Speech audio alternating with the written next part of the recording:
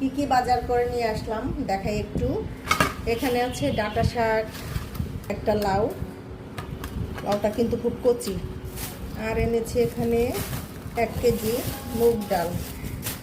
মুগ ডালটা লাগে খিচুড়িতে অথবা বিভিন্ন মিক্স ডাল রান্নাতে কিন্তু লাগে। এরপর এনেছি 2টা আনারস, আনারসগুলো বেশ ভালো।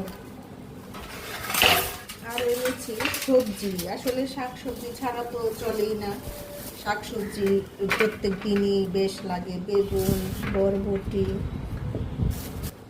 এখানে এনেছি ছোট সাইজের উস্তা, এটা খেতেই ভালো লাগে বেশি। করলাগুলো তো বড় বড় হয়, ওগুলো চাইতে এগুলো কিন্তু টেস্টি হয় বেশি, আমরা এগুলোই খাই ভাজির জন্য বা ঝোল আইটেমে মাছের সঙ্গে বেশ ভালো লাগে এটা।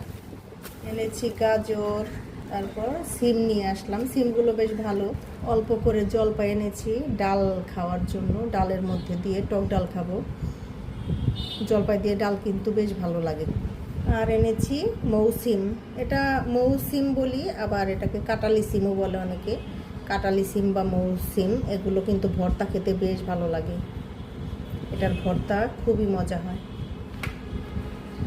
তো এই তো এগুলোই কিনে নিয়ে এলাম।